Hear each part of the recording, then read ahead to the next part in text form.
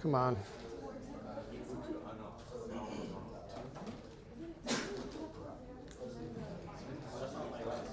Morning, everybody. How we doing? Yeah? Monday? Sounds like there's a lot of energy out there. Is there like a test or something coming up? No? When's our test? What are we doing? Is it 2 weeks from tomorrow? You would know that. You would think that your teacher would actually know what's going on in the course. I have no idea. What are we doing? Today's the 23rd, right? So it's 2 weeks from tomorrow. Which reminds me, tomorrow, you need to bring crayons tomorrow, or colored pencils, or at the very least, 2 different colors of writing implement. Okay? So it could be pencil and pen, it could be red and blue ink, but if you want to bring your crayons or your colored pencils, do so, because tomorrow's lab is mostly a drawing lab. Coloring lab. Okay? We'll be coloring in equipotentials and electric fields. There'll be a little bit of calculation to do, I think. Did I take that out? I can't remember. But yeah. So bring some coloring tools to people get mad if no, it's got to be actual physical on paper. Sorry, I know your stylus can do a lot of tricky things, but we got to do this the old-fashioned way this time. That's tomorrow's lab, and then so today what does the schedule say I'm supposed to be doing? I'm supposed to be finishing up chapter 26 today. What chapter? I'll be finishing up chapter 20. No, I won't. What chapter are we on? Okay. We'll get most of 26 done today. And then we have 3 days for 27. We're good. Yeah, 3 days for 27, right? 27 is kind of a big chapter. All right. Where were we? We were doing series in parallel with capacitors. And I backed up just slightly, and I've given some numbers here so we can actually kind of do this problem and give you a feeling for where we're going in chapter 27 after we do a little bit of 26.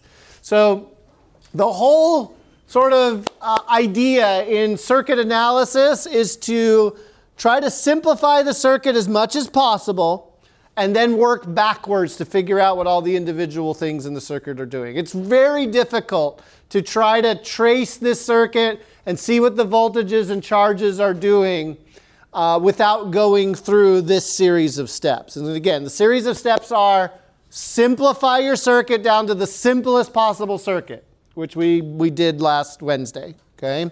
Where we look at things and we see if they're in series or in parallel, and we try to draw new pictures until we get down to there.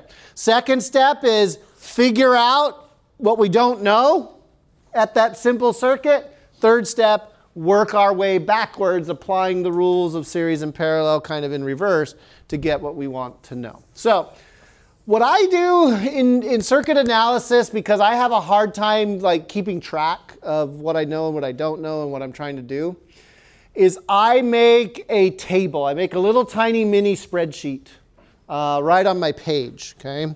And that spreadsheet's going to look like this. We're after everything we could know about these capacitors. And when it comes to a capacitor, we can know 3 things. We can know its capacitance, we can know its charge, and we can know its voltage. So I'm going to just make some columns and rows here.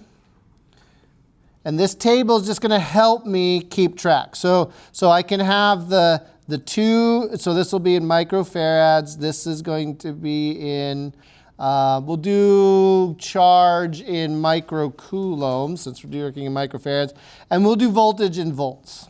Okay, so 2, 4, 6, 8. I wasn't very creative when it came to making up these numbers. I just took and just did that. Okay, and then when I find out something, about the charge or voltage on one of those real physical capacitors, I will write it down in my little table there.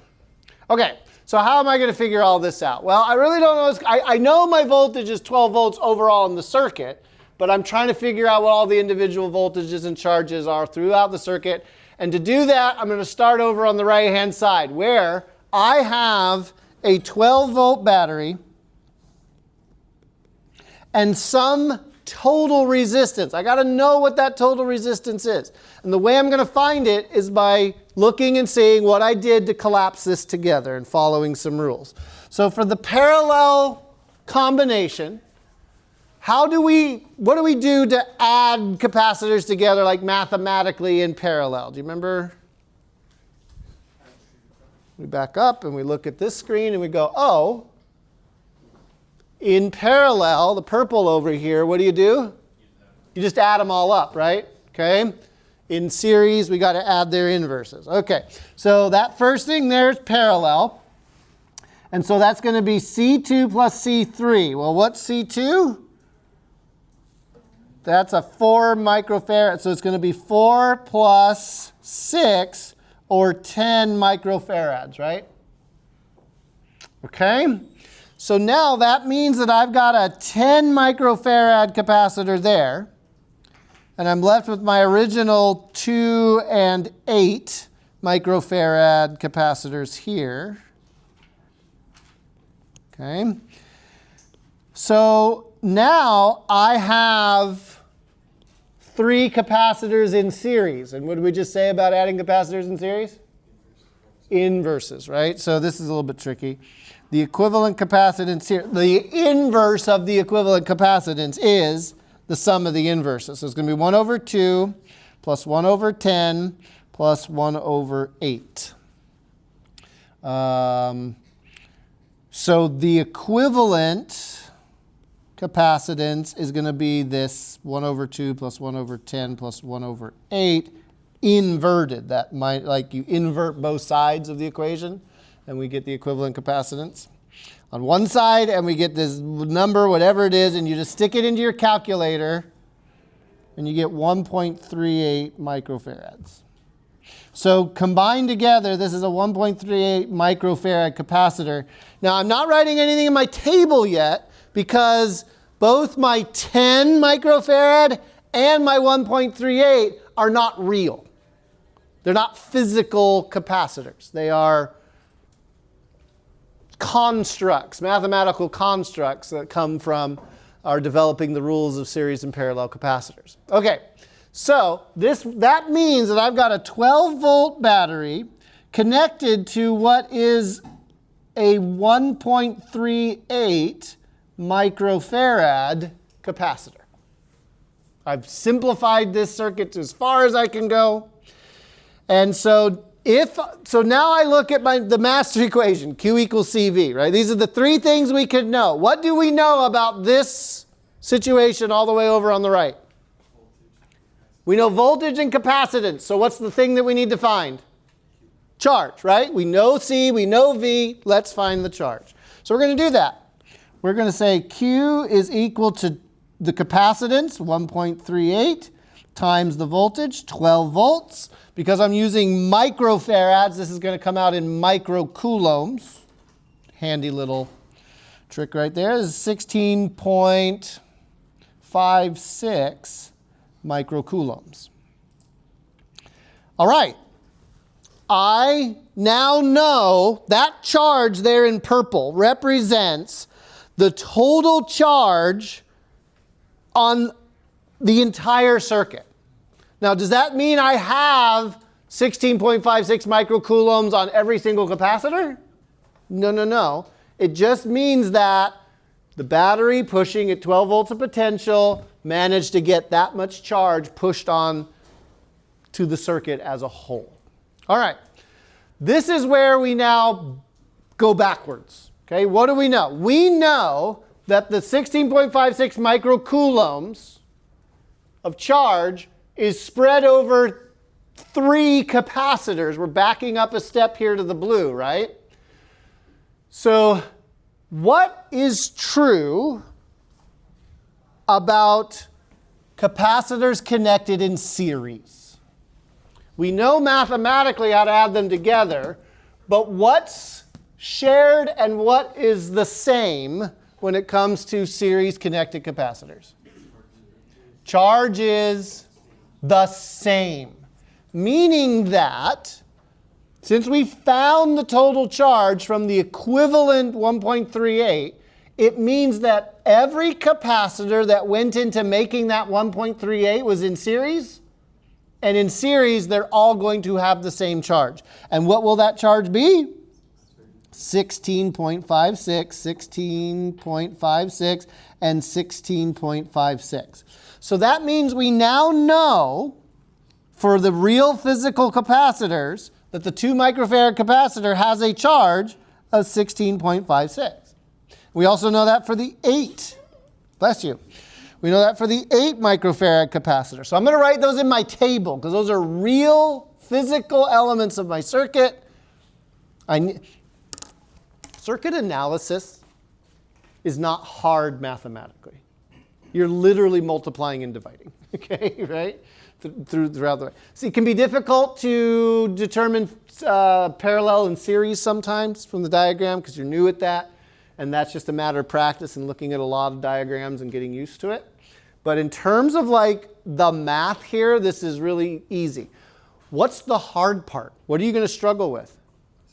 Keeping track, right? Keeping track of all the information that you've got and the concepts of what's the same. Like what's the same in parallel and series and what's the equation? Having like a little summary sheet, cheat sheet along with you for your homework, right? Where you can quickly refer to these rules and not have to like memorize them or something, can go a long ways. So we now know pretty much everything there is to know. Like, can we find the voltage now for the 2 microfarad capacitor? If we know the capacitance and the voltage, we know that, the charge and the capacitance, I'll get there in the end. If we know charge and capacitance, can we find the voltage? Yeah, well, the voltage is going to be Q over C, right? So that's going to be 16.56 divided by 2, which is 8 point something. I don't know what it is. 8.28. So I can just write that down, right? What's it going to be for the 8? It's going to be 16.56 divided by 8, which is 2.07. Right? I can just, boom. Once I know 2 things, I can find the third. Okay. What do we know about the 4 and the 6? Nothing so far. Okay. But take a look at what's going on right there. We know the combination has 16.56 microcoulombs worth of charge on it, right? We also know that it has a 10 microfarad capacitance. We know charge, we know capacitance. What can we find? Voltage. Are we going to find that voltage? Well, we just did that for the real ones. The voltage will be the charge, 16.56 all over 10, or 1.66 volts. Okay. We now know the charge, capacitance, and voltage of this make-believe 10 microfarad capacitor. Where did the 10 microfarad capacitor come from? The parallel combination. So we back up, we look at our rules at parallel. What is the same for parallel capacitors? It's the voltage. Do we know the voltage for the combination? Yeah, it's 1.66 volts over here. So what does that mean the voltage is on number 2? And what is it for number 3? They're in parallel, the voltage is going to be the same. So I come in here, go 1.66, 1.66, and then I can find my charge by taking my capacitance times my voltage. I can do that pretty much in my calculator, 6.64 and 9.2. 0.96. And now, do we know everything about all the capacitors in our circuit? Yeah, we know what charges are on them. We know what voltages are on them. And we're done. Circuit analysis complete. We're going to do this a lot more with resistors, by the way. But there is this 3-step process here, right? 1, you reduce your circuit. 2, you apply, like you find out what the total capacitance, charge, or volt, whatever thing you don't know, you're going to not know one thing and you're going to know 2 things. In this case, we knew the capacitance, we knew the voltage, so we found the charge. And once you've got that, the 3rd step, okay, is to work backwards. Keeping track as you go, applying the series and parallel rules to try and figure out what everything is. Again, your frustration is not going to be in the math. Like, I know you know how to divide and multiply. It's going to be in keeping track of where you are and what you're doing. It's easy to get lost along the way. So the more you can do to draw like a new picture, I know it sort of feels like at the beginning like you're just wasting a lot of paper or ink or electrons or something drawing another picture of this circuit, and you'll want to like try to compress it all into one picture. Don't do that. You just kind of get lost in it. Draw a new picture with the scrunch down one, and then draw another picture. Draw as many pictures as you need to keep track of where you are and where you're going, and it'll help you reverse the path that you need to take. That was the end of whatever that chapter was, chapter 25. So let's go on to chapter 26. Come on. Here we go. Which is, it's an introduction to resistance and batteries, and then this really should be like section 1 of chapter 27. That's really what it should be. So we're gonna kind of fly through this because there isn't a whole lot here that we really need to talk that much about, or that you really need any hand holding on. But we are going to introduce current and resistance. So let's do that. Current in an electrical circuit. This one, I hope, comes as a pretty straight. I mean, what's current in a river? Like, what are you measuring? Flow. Yeah, flow, right? Like, it's literally the amount of water that's flowing down the river per time. That's what it is.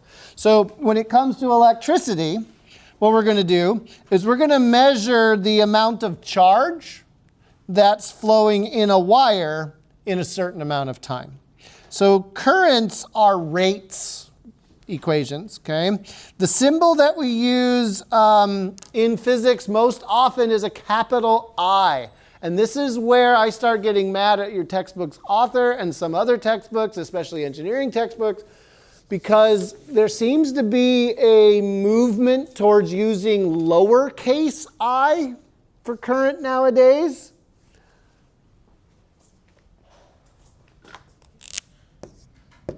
What does that symbol mean? That's an imaginary number.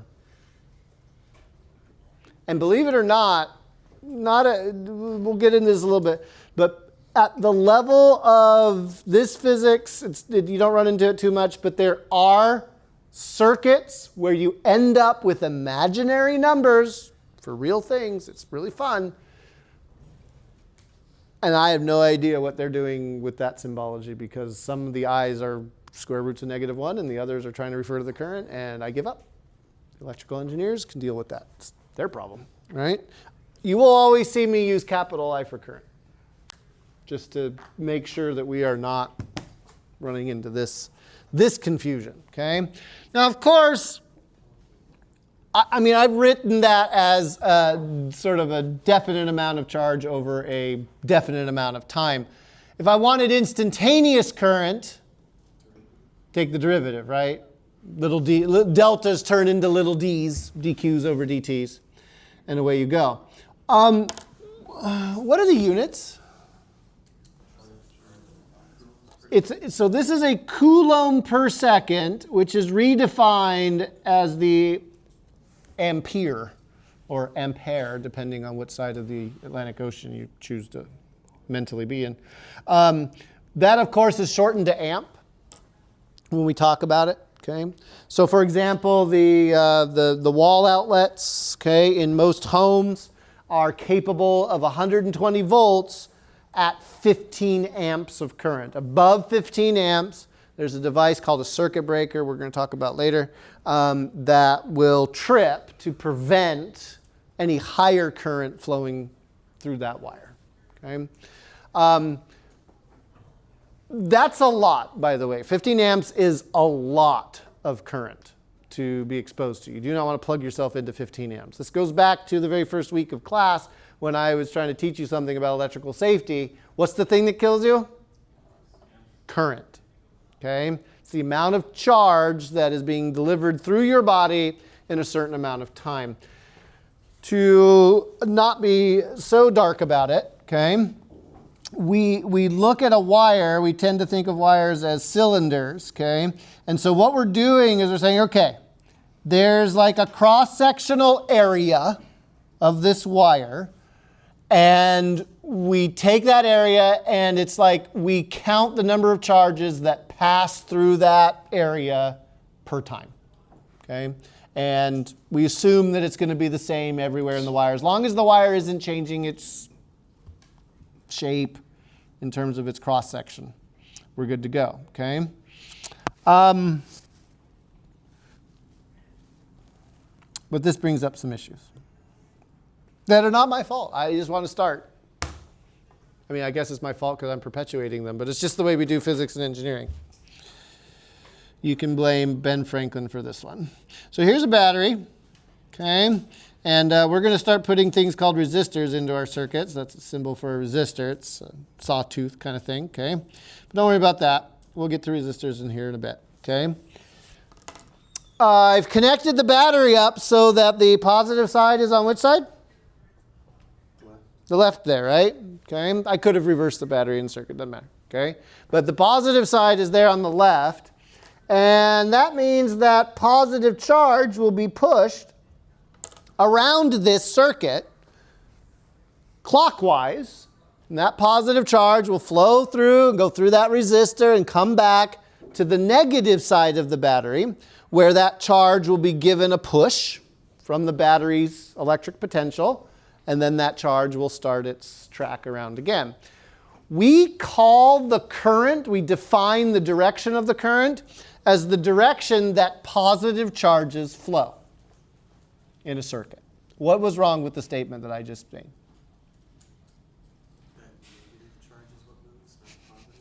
Quantum mechanically speaking, positive charges don't go anywhere, right?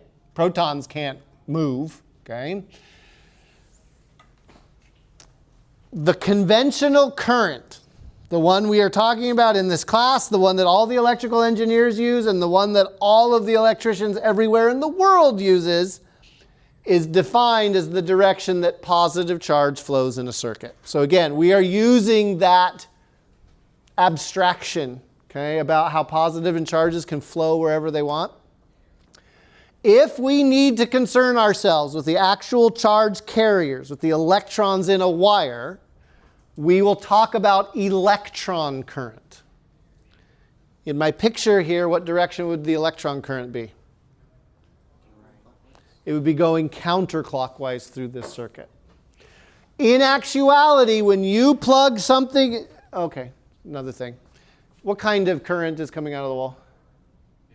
It's alternating current. We're going to get there at the end of the semester. We've got a lot more stuff to do before we can go to pushing current back and forth, okay? So, but from now until the end of the semester, okay, we're just going to pretend like this is all DC for now, okay? So we'll assume 120 volts DC. When you plug a light in,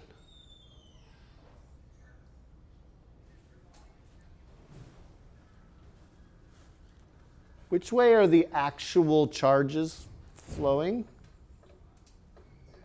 Conventional current is defined as current flowing where positive charges flow into your lamp. But that's not what's actually happening. What are the positive charges doing? Staying still. And the negative charges are doing what? Every time you plug something in, PG&E is sucking the electrons back. You're paying PG&E to take electrons from you? They're actually bouncing back and forth. But in this analogy, yeah, that's exactly what's happening. How long does it take a charge to get from your lamp to the wall?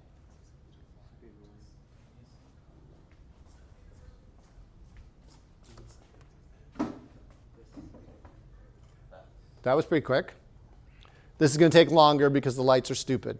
They're smart lights, but that button doesn't connect to the lights. It connects to a server, and that server tells the lights what to do because that's smart. They fixed that one.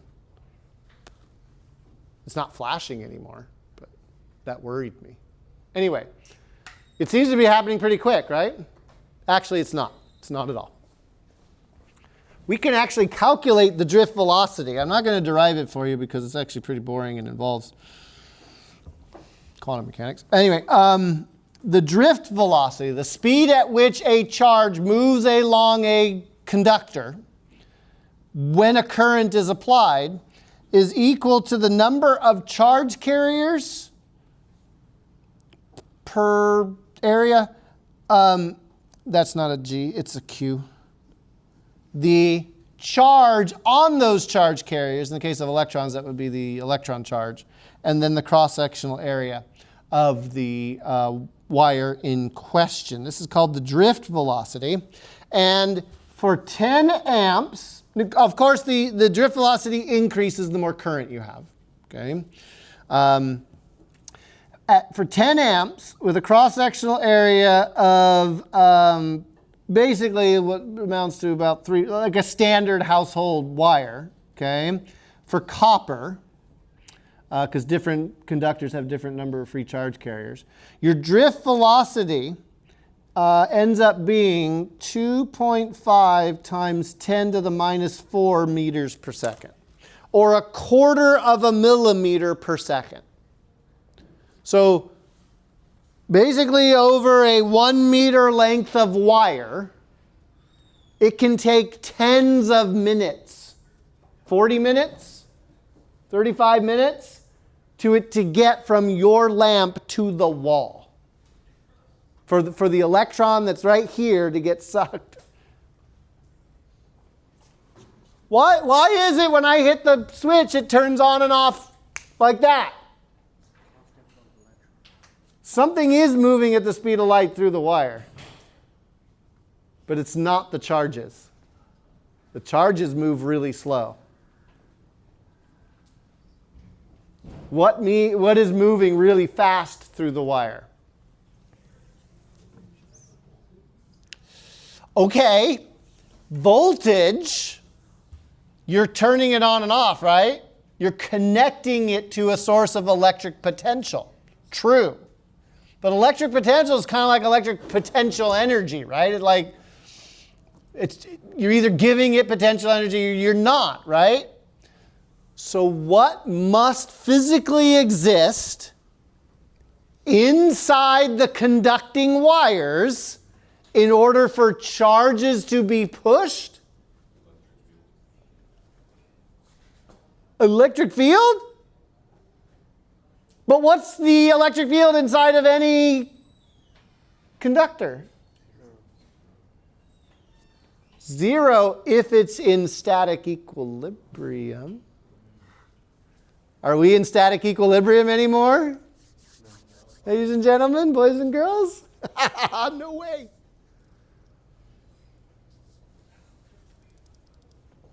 This is electrodynamics. And when that word dynamics gets applied to anything in physics, what does that mean? Hard. It's more interesting, but it's harder.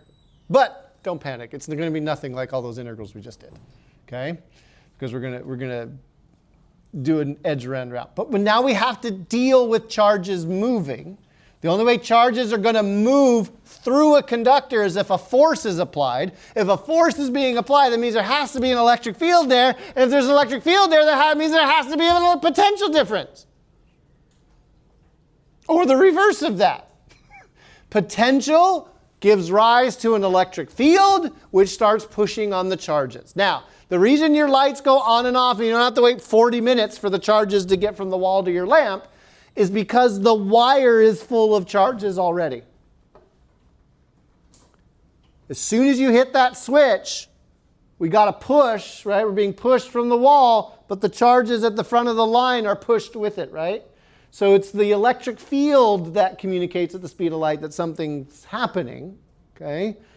It's the electric potential that starts pushing, but since it's pushing on this, it's as if you had a garden hose that has a nozzle on it where it's pressurized all the time, right? Okay? You squeeze the nozzle, and does that mean that the water that's coming out of that nozzle, that molecule, is the molecule that came from your wall? No, there's all that water in the hose already, right? If you don't have a nozzle on and your hose is empty and you turn the water on, you got to wait for it to fill, right? But wires are already filled with, not water, with charges.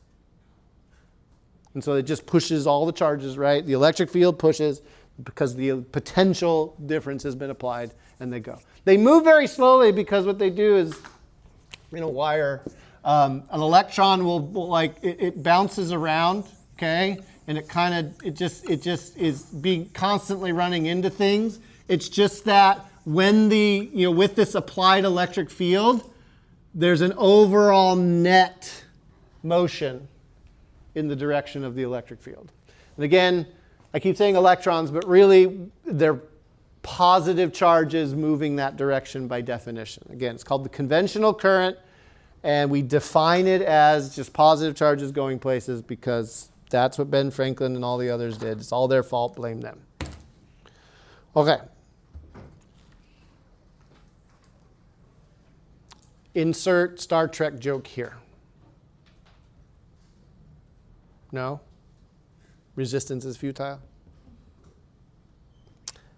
No. Too young for Star Trek. Okay. Is there a relationship between voltage and current? There's got to be, right? Because you really can't have one without the other. I mean, what's the current in a wire if there's no voltage across it? Zero. There's no reason, there's no pushing going on, no electric field, there's going to be no current, right? So there's got to be some relation. And what do you think? The higher the current, the higher the, is these directly proportional? Are they inversely related? Like, what happens if you turn the voltage up? What happens to the current? Bigger or smaller? Bigger, probably? Maybe? Seems like, okay, fine. So we go out and we do some experiments, and we're like, okay, well, we think that's the case, but, and we did this before, if we want to take the fishy symbol and turn it into a not so fishy symbol, what do? Create a constant. Right? It's like, well, we know volts isn't amps, right? Okay? So the constant will have units of volts per amp or something, right? Okay? So we'll fix the units here in a second. But we make up a constant. So we make up this idea that there's going to be something sitting there that's going to handle all this for us. And we hope that it is, in fact, like a constant. Because you can make up a constant all you like, but if the universe decides it's not constant, well, you get to do differential equations at that point. So now we need a symbol. We need a symbol for what this constant is going to be. Choices of symbols usually involve K's. We did K. Then we cheated and we used kappa, didn't we? So I'm tired of K. I don't know about you. Okay? Let's use a symbol we haven't used in this class yet. R.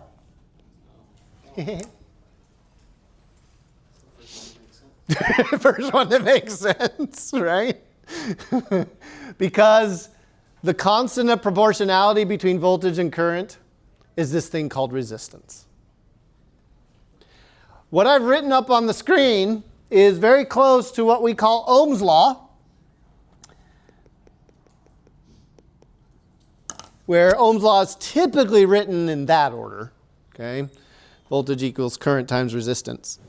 That will be the master law moving forward until, well, this test and the end of the semester. That's a big one right there. Okay? It's the basis of all electrical circuits, how your cell phone works, all of that kind of stuff.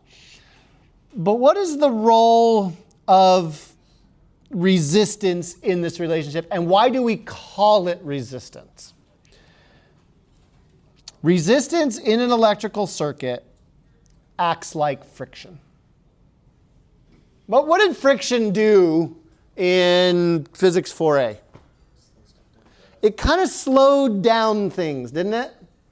If a box was sliding down a ramp, friction caused it to be moving slower than it should be at the bottom. If we did the same problem in conservation of energy, friction was taking energy out of the system, turning it into thermal energy, which we didn't know how to deal with. So we called it lost energy. But like, friction acts against or resists motion if it's kinetic friction.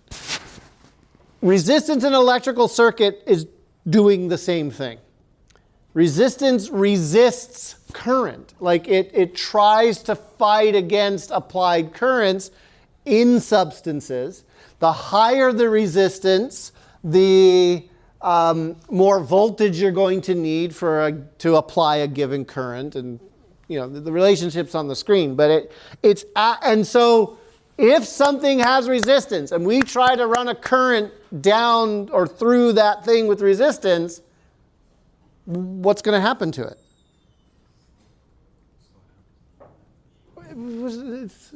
No. What happens when you hit the brakes on your car? It slows down to a stop, but where does the energy go? Into heat. So resistance in a wire, the higher the resistance, the more heat is going to be generated, bless you, in that wire. So resistance, like friction, causes heat. Resistance fights against currents. It's this. Oh, here. Show you a video. I can keep talking all day long. Let's just get some animations on the screen.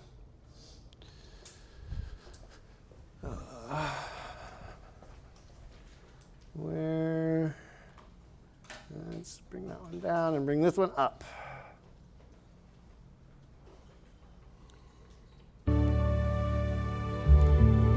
To make a current flow through a conducting material,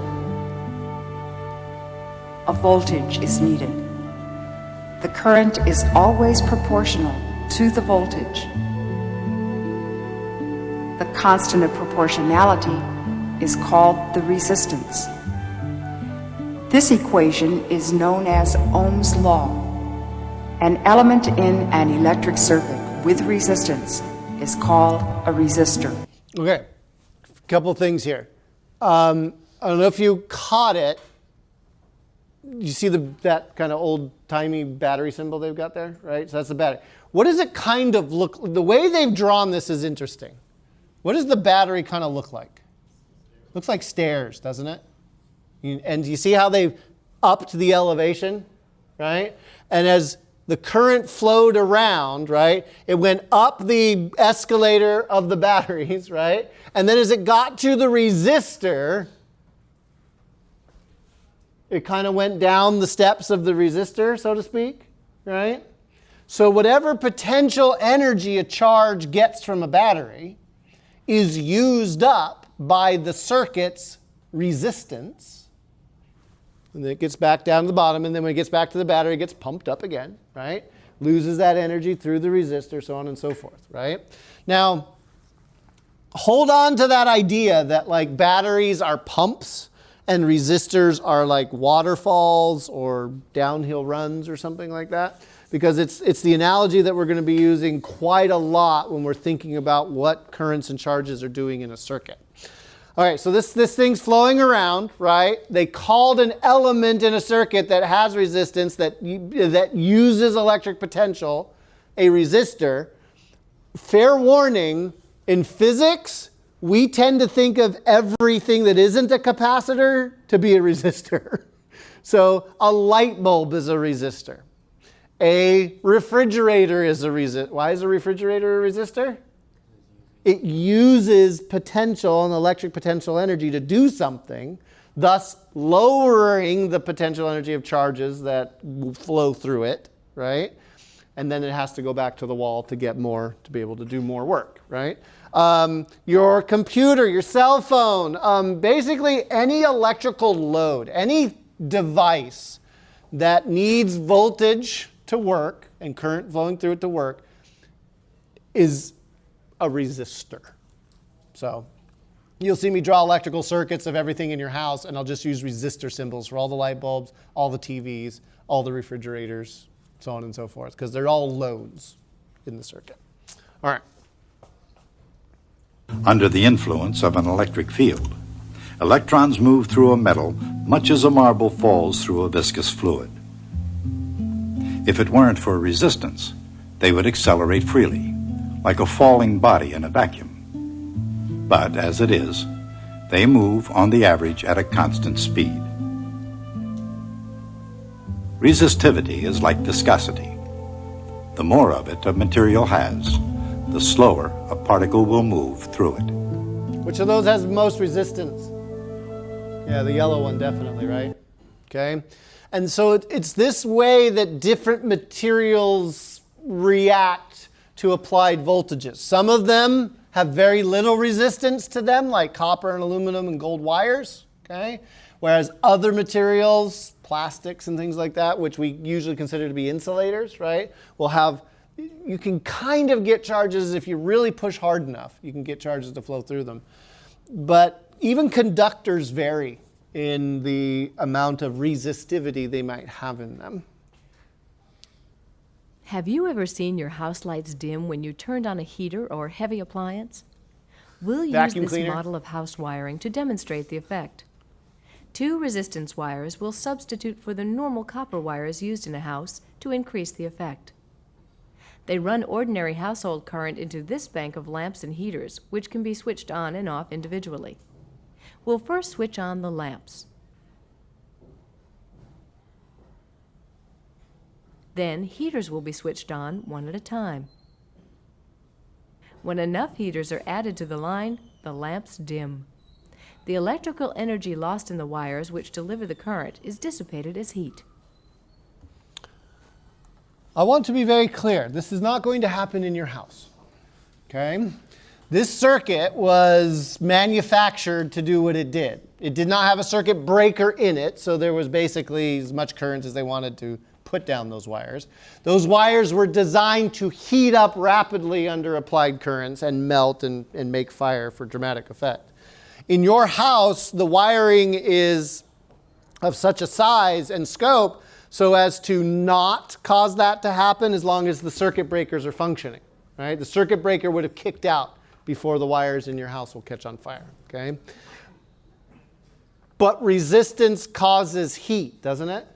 And heat is energy that you aren't using.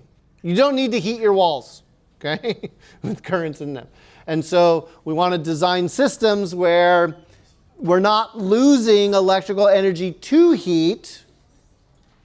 We're using it efficiently. Or in the case of hot dogs, We'll skewer this hot dog onto 2 nails and run a current through it to show the heating produced by the current. because why not? 110 volts are applied to the nails, and a current begins to flow through the hot dog. Are hot dogs conductors? After a few minutes, the hot dog begins to steam from the heat produced by the current. New Science and Engineering Club fundraiser, right? Electrically cooked hot dogs? No? No? or, right? But resistance, right? Resistance in the hot dog. Why? How is a hot dog a conductor? It's got a lot of water and salt in it, right? Okay, so we won't mention what else is in a hot dog. Yes? Is that how electric water heaters work? So electric water heaters heat the water directly with an electric coil. It's just a big resistor, yeah, in the bottom, and then it heats the water. Yeah, it doesn't directly do any electrolysis in the wire. And since we did it with a hot dog, why not do it with a pickle? We'll use this pickle and 2 nails to show an unusual type of electrical discharge. The nails are inserted in the ends of the pickle, and electrical leads are connected to the nails. When we put a high voltage across the nails, the pickle lights up at one end.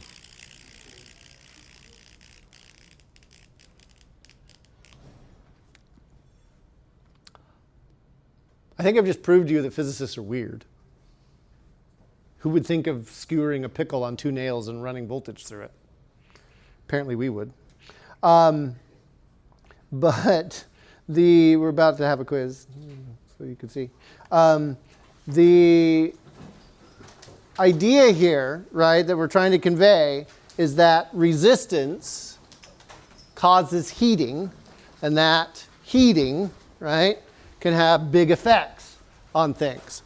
But before we get to the quiz, let's talk about how we can find the resistance of objects, okay?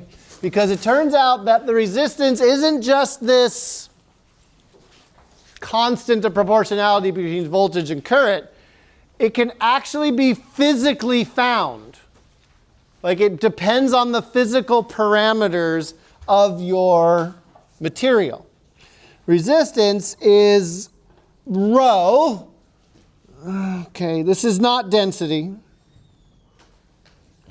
Rho here is, I keep drawing it funky. Rho is resistivity. And the length of your material divided by the cross-sectional area of your material. Resistivity is a constant, and it's material dependent. So copper's resistivity is different than gold's resistivity is different than tin's or bronze, whatever, right? Whatever conductor you've got. And you go look up that value for the different materials, okay? But what happens to the resistance, say, of a copper wire the longer you make it? Does it go up or down? It goes up, doesn't it? Right? Because it's directly proportional to the length. But what happens to the resistance of a copper wire the bigger you make it? It goes down. And so bigger wires used to carry currents longer distances, right? Reducing the resistance. And then you can get smaller and smaller wires if you can make them short, right? Like the circuit traces on a motherboard or something like that. But resistance can be found if you know physical properties of your resistor. Units of resistance. Looks like resistance is volts per amp. Right? Solve for resistance. I get volts on top, amps on the bottom. That gets a new name and a new symbol. What symbol is that? That's the ohm symbol, okay? It's the Greek letter omega from the Greek alphabet, capital omega, but it's called an ohm. George Frederick Ohm, the person that was named after. We'll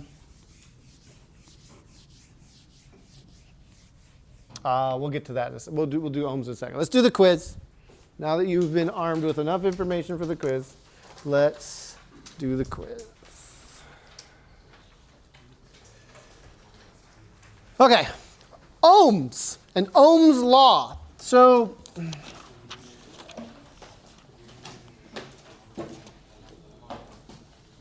what do I want to say about this? Yeah, okay. So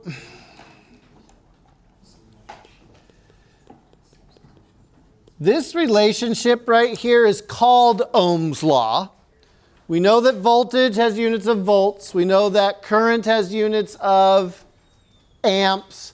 And we know that resistance has units of ohms, and the symbol we use for that is the Greek letter omega.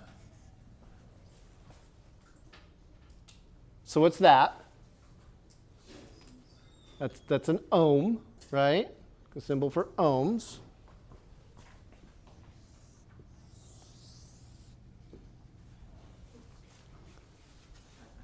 What's that? This is an ohm meter. An ohm meter. An ohm meter. An ohm meter.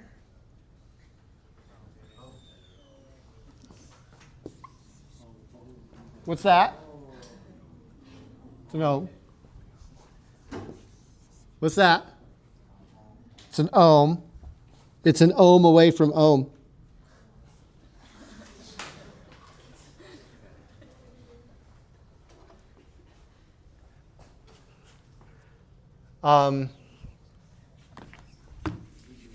What's that?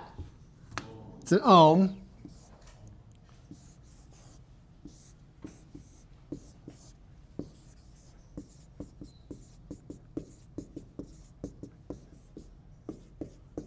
What's that? What's that? Ohm on the range.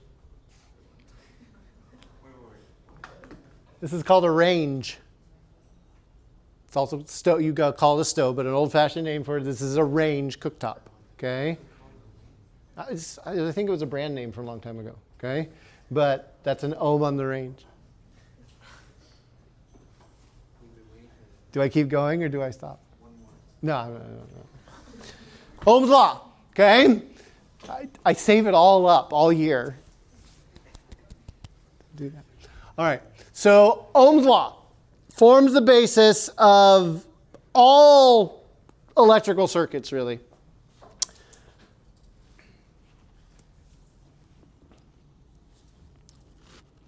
But I hate to break it to you. Resistance and Ohm's law.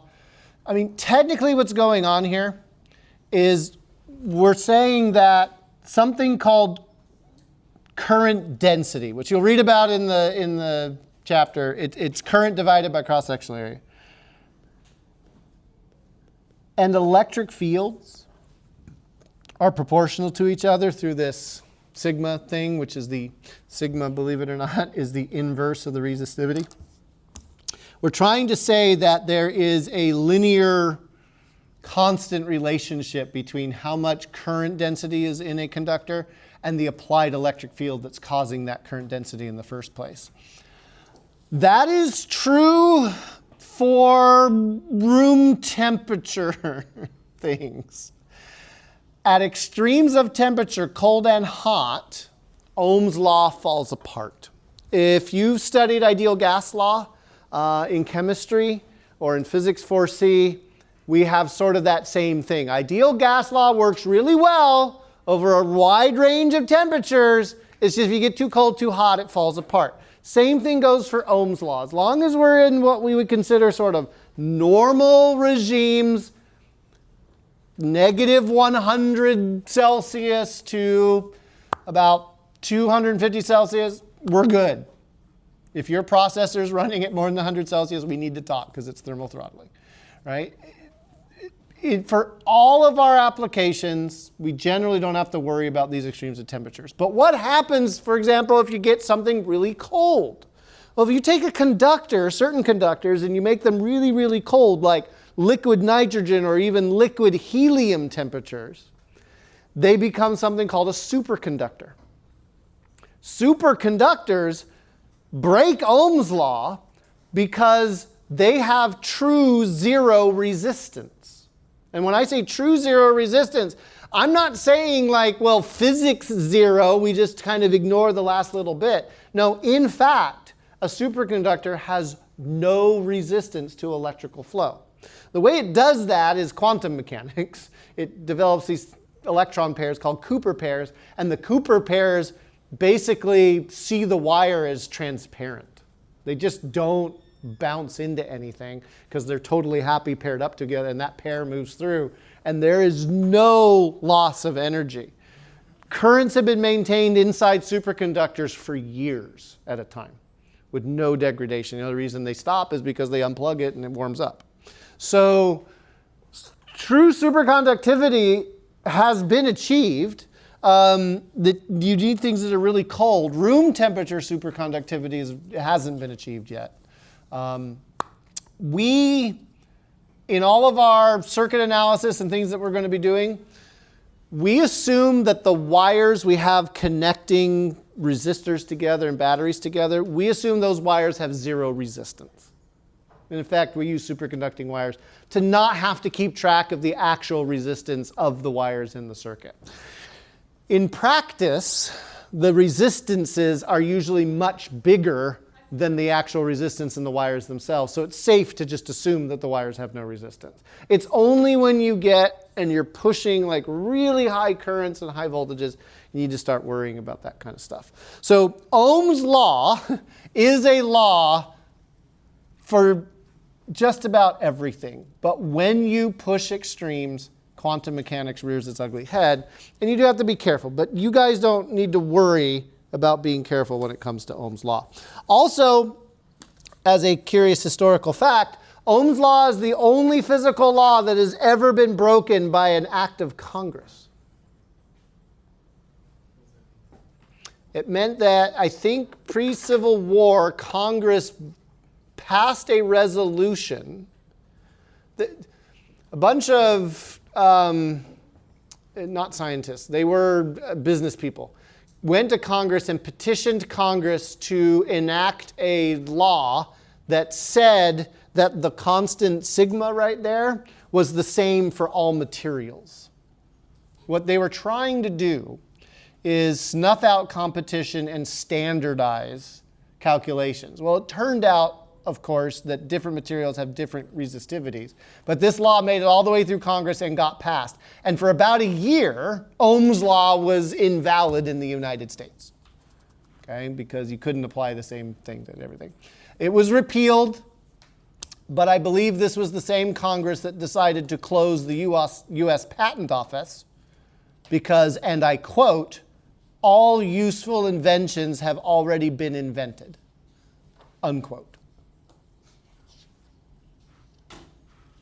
This is in the 1840s.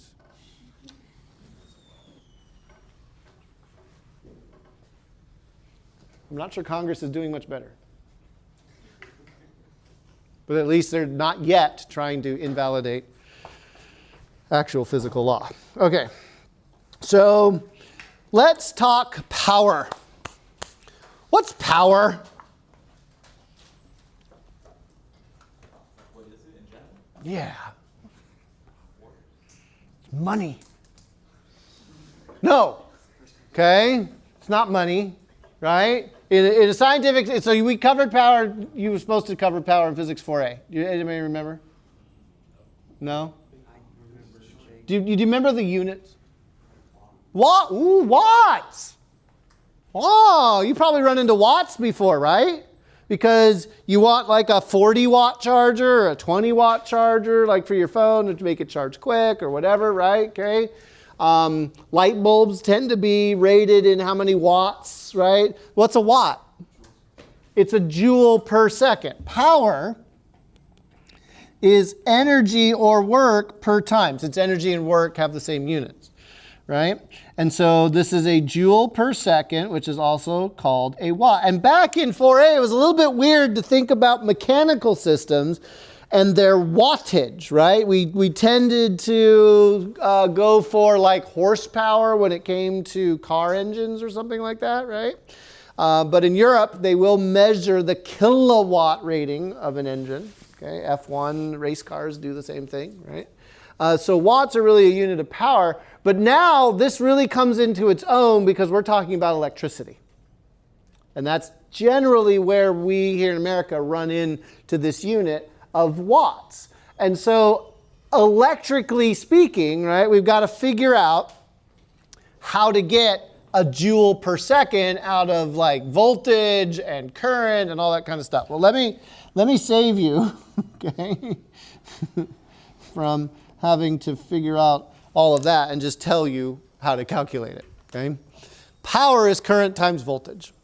If you take an amp and you multiply by a volt, you get a watt. You get a joule per second.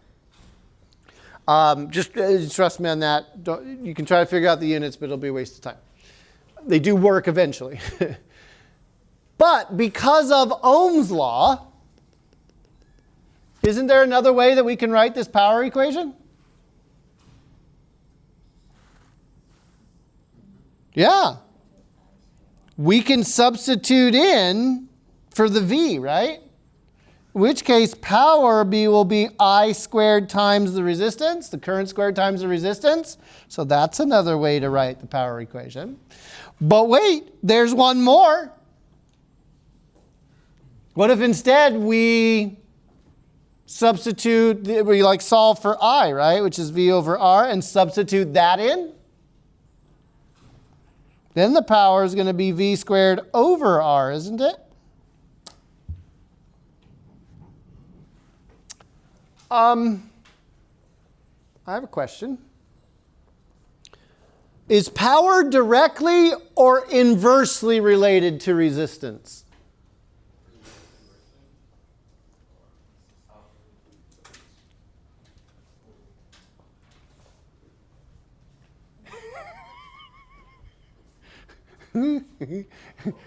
Okay, step back. Have I done any math wrong on the screen? No. Okay, this is correct. Is power directly or inversely related to resistance? It depends. Don't you hate the answers? It depends, right? Okay, it's actually kind of the wrong question to ask. Okay, it doesn't. Resistance and power are complicated in their relationship. What is true based on all three of these equations? It's directly proportional to current and voltage, isn't it? Okay. You can calculate power if you know current and voltage. Boom, right? If all you know is your current and the resistance, you can also find your power. But if, again, all you know is your voltage and resistance, you can find your power. There's lots of ways of finding the power, with Ohm's law helping us, right?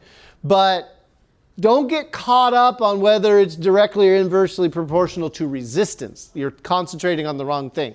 You want to be concentrating on what the current and voltage is doing. That's going to tell you more about it. In fact,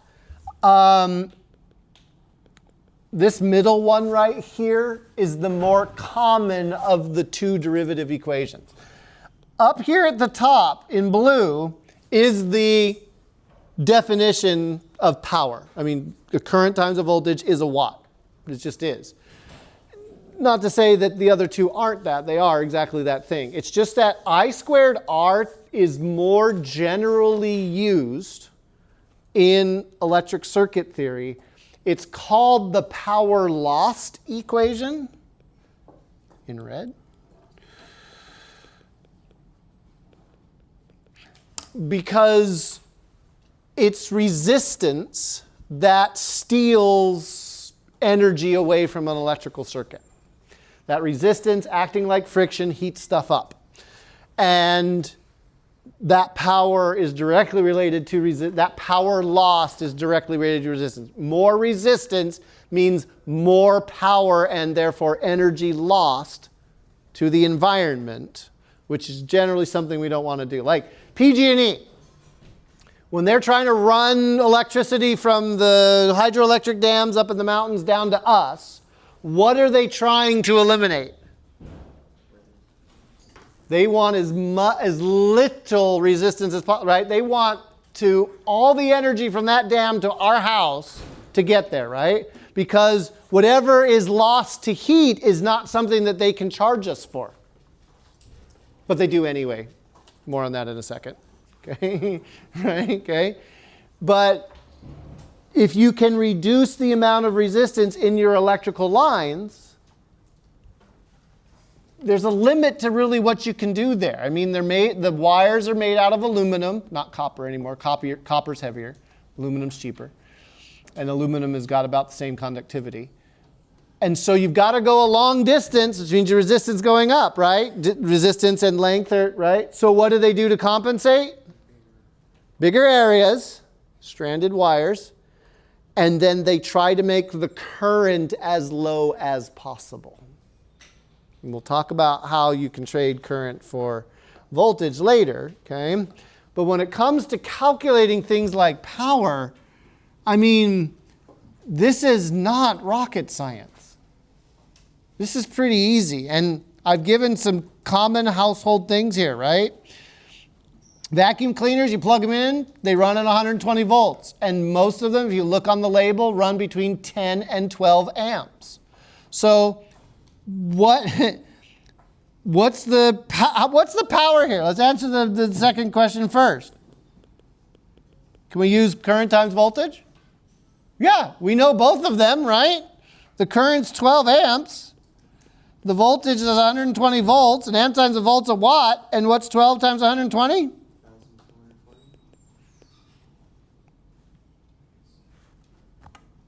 Done. It's a lot of watts. For reference, a lot of space heaters are between the 800 and 1200 watt range. So like a little tiny heater you might put in a room to try and heat up the space, a little electric heater. Your microwave is somewhere between 1,000 and maybe 1,500 watts. If you have an electric stove, it can probably do about 2,000, 2,300 watts, something like that, right? So pulling a lot of power. And how do we find the resistance? This wouldn't be the actual, this is more like an average at this load. Use Ohm's law. We got the voltage and we got the current, right? The resistance is going to be voltage divided by current. It's 120 divided by 12, which last time I checked was 10, wasn't it? So effectively, this vacuum cleaner is like the actual calculations of using things like Ohm's law and the power equation and even current density, they're not hard calculations. We're going to move into, on Wednesday, we're going to move into circuit analysis with resistors and batteries and stuff in it. And it's going to be like capacitors, where we're going to have to work really hard to keep track of all these. We're going to be doing tens of these calculations in a problem. Keeping track of all those calculations can get a little bit hairy. So again, the difficulty doesn't arise from the calculations. It comes from the application of the calculations that we'll be doing. I will see you tomorrow. Don't forget to bring something to color with.